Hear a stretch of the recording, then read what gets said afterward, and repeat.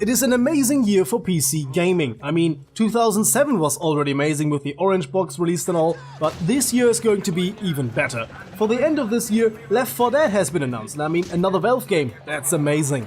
And in the meantime, PC players are getting the Variety Map Pack for Call of Duty Modern Warfare for free. 2008 is already amazing.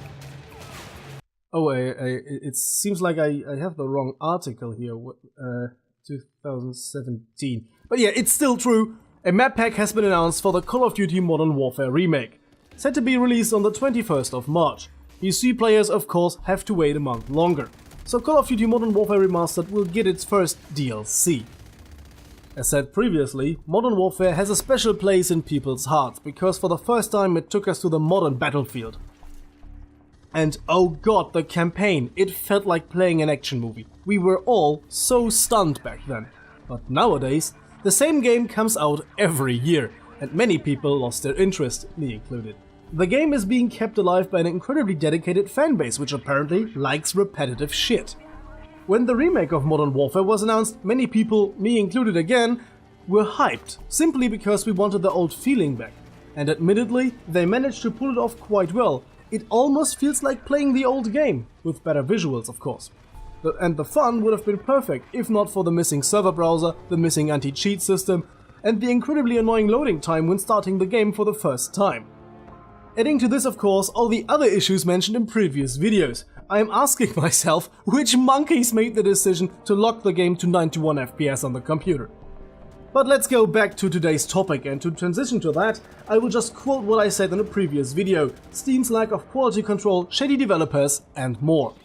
And while we are at the topic, spending money on a game that you already paid for, let's talk about a slippery slope. In the end of the video COD Infinite Warfare a AAA fail, I said that I like COD 4 Remastered. That is still true, but I have to add a big but. The game itself is still fine, discounting that even in the remake you are getting shoved around by NPCs like it's 2003, but what really annoys me, Activision's greediness has gotten the best of them.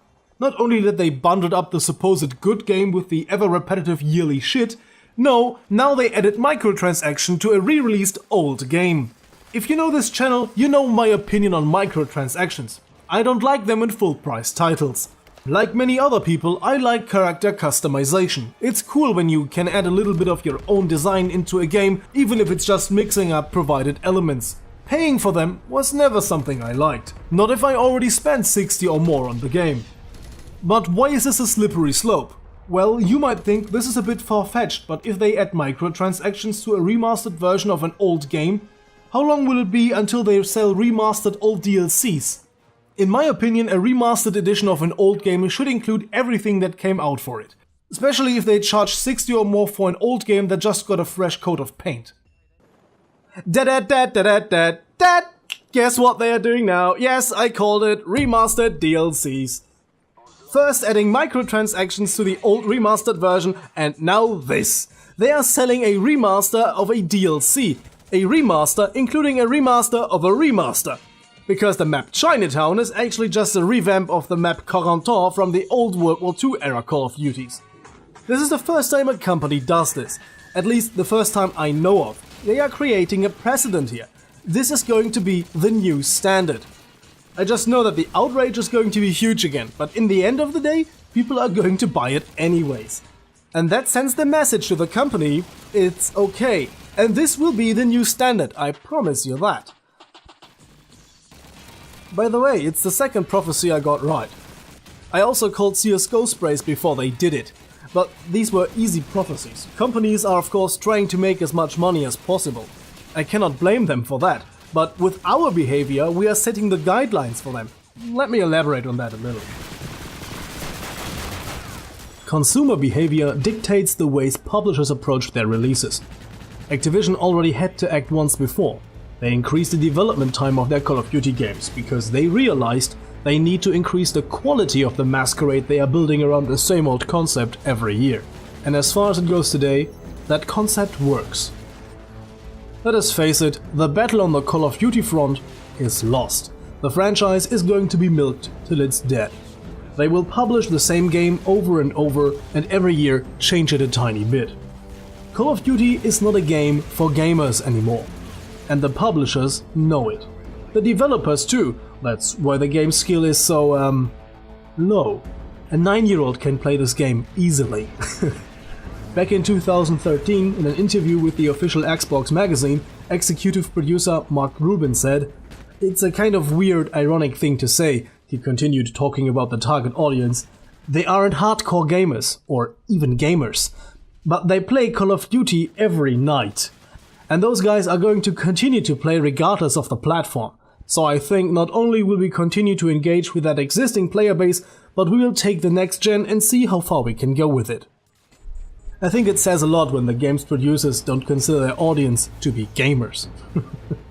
By the way, have you bought Call of Duty Infinite Warfare in a bundle with Call of Duty 4 Modern Warfare Remastered? And got the Season Pass to get all the great new content? For both of the games? Nah, fat chance. Have fun spending some more money. The game's Season Pass only applies to Infinite Warfare. So, in general, I guess one would think a remastered game would include all add-ons. You know, the way every other company handles these kind of Game of the Year releases or re-releases of remastered stuff. I honestly thought they would go down the way of Rainbow Six Siege or Overwatch and add new free content. I mean, with all the negative attention they are getting recently, that would have been a smart move. But why am I even surprised?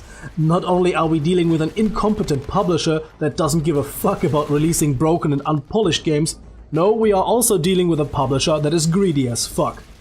Activision, if you want to save money, make a multiplayer-only game and then really focus on it. Make Call of Duty multiplayer great again. You are spending millions on a boring and mediocre story every year. Put out a single player every 3 years and make a good one. Also save the money you are spending on celebrities. Jon Snow's broken see-through hands don't make the golden turd any more shiny. And who was the last guy? I think Kevin Spacey, wasn't it? Ja, ein richtiger Kevin. I think we'll wrap this up and press F to pay respect here. So, yeah, let's wrap this up. The fanboys will buy the DLC, normalizing this, and then we'll come to the future with remastered DLCs. I guess it's time to let Call of Duty wander out into the woods and let it die. Everyone, abandon ship. And this game series started so nicely. Press F to pay respect. Yes, after I recorded this video, I read some more about the player and sales statistics of the franchise, and also about the upcoming Call of Duty for this year, and I thought of adding that here instead of making a separate video about it. So here we go. What I said about letting it go and die, well, that's not going to happen anytime soon, even though the game is being criticized more and more, meanwhile even from the side of the gaming press, who in the past were so reluctant to point out obvious flaws, like the continuous use of the same engine that was created in 1999. They have of course updated the engine more and more, but still you can't help but notice it is dated. The player statistics for the current Call of Duty, at least on the PC, are horrible. And even though it was one of the best-selling games of 2016, it's still undersold compared to Black Ops 3. Looking at the sales statistics, the Black Ops series is what keeps the franchise swimming in the first place, because the more futuristic parts of the series are not as popular as you might think. Several news outlets were reporting on a around 50% decline in sales compared to the previous year. That's a massive blow. It might be a result of several factors. The fact that the game was already widely disliked because of the futuristic setting. We all remember the trailer and the dislike ratio back then. Another factor might be the overall growing reservation against Call of Duty in general, and maybe most significant, the fact that it was bundled up with another game, making it more expensive. Overall sales numbers are pretty good though, but I guess not good enough for a company that is of course trying to maximize earnings. I'm curious how the next Call of Duty will look like, because they appear to be trying to play it safe with a rather traditional Call of Duty. No future elements, no wall running. And according to the developer Sledgehammer Studios, they are going back to the roots. I doubt that it will be a World War II scenario, more likely a Vietnam scenario, because Sledgehammer Studios were at some point working on a Vietnam-based Call of Duty game. Furthermore, they are telling us that they are going to revamp the visuals. Does this mean new engine? Let's hope so. There has also been a statement thrown around that they are aiming for ultra-realism. Taking into account that we are talking about Call of Duty, my bullshit sensor went off. Ultra realism and Call of Duty? I remain skeptical. A series which has always attempted to be as action-packed as possible is not going back to the roots with ultra-realistic gameplay, but maybe they're referring to the graphics.